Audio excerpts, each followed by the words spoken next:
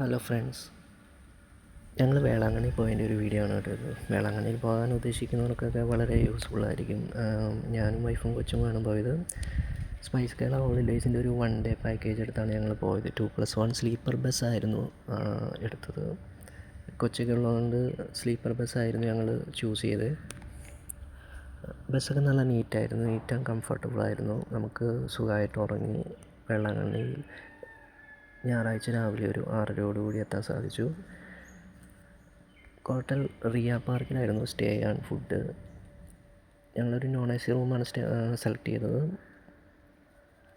ബ്രേക്ക്ഫാസ്റ്റിനൊക്കെ ശേഷം ഞങ്ങൾ രാവിലെ 9 മോണിസ്റ്റാർ ചർച്ചിലെത്തി. അവിടെ അപ്പം മലയാളം ഖുർആൻ സ്റ്റാർട്ട് ചെയ്യുന്നുണ്ടായിരുന്നു. ഞങ്ങൾക്കത് കാണാൻ പറ്റി. കുർബാനയ്ക്ക് ശേഷം വെയിൽ തണുത്തതോടുകൂടി നല്ല ചൂടായിരുന്നു. അപ്പം കൊച്ചൊക്കെ ഉള്ളതുകൊണ്ട് ഞങ്ങൾ തിരിച്ച് റൂമിൽ വന്ന് വിശ്രമിക്കുമായിരുന്നു. ഉച്ചയ്ക്ക് റിയ പാർക്കിൽ തന്നെയായിരുന്നു ഫുഡ്. കേരള സ്റ്റൈൽ ചോറ്, ബീഫ് കറിയൊക്കെ ഉൾപ്പെടുന്ന ഫുഡായിരുന്നു. ഫുഡൊക്കെ നല്ല ടേസ്റ്റി ആയിരുന്നു.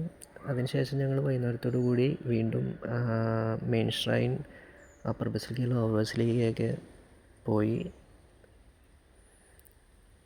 തിരിച്ചൊരു 6:30-7 മണിയോടുകൂടി റൂമിലെത്തി ഫ്രഷായി. 8 മണിക്ക് ഡിന്നറുണ്ടായിരുന്നു. ഡിന്നർ കഴിച്ചൊരു 8:30 വണ്ടി തിരിച്ചുള്ള ജേണി സ്റ്റാർട്ട് ചെയ്തു.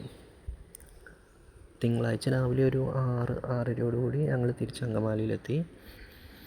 അപ്പം വേളാങ്കണ്ണിയിൽ പോകാൻ ഉദ്ദേശിക്കുന്നവർക്ക് ഇതൊരു നല്ല പാക്കേജായിരിക്കും. ഒരാൾക്ക് ഞായറാഴ്ചത്തെ 3 നേരത്തെ ഫുഡ് ഉൾപ്പെടെ 3500 വരുന്നത്. ചൈൽഡ്സിന് ടിക്കറ്റ് ആവശ്യമില്ല. പിന്നെ നമ്മൾ റൂം സ്റ്റേ ചെയ്യുന്നതിന് എക്സ്ട്രാ ക്യാഷ് നമ്മൾ എടുക്കണം. ഞങ്ങളൊരു നോൺ AC റൂം എടുത്തുകൊണ്ട് 800 അഡീഷണലായിട്ട് വന്നു. അപ്പം വേളാങ്കണ്ണിയിൽ പോകാൻ ഉദ്ദേശിക്കുന്നവർക്ക് സ്പൈസ് കേരളയുടെ ഈ പാക്കേജ് വളരെ യൂസ്ഫുള്ളായിരിക്കും. എല്ലാ ദിവസവും അവരുടെ പാക്കേജ് ഉണ്ട്.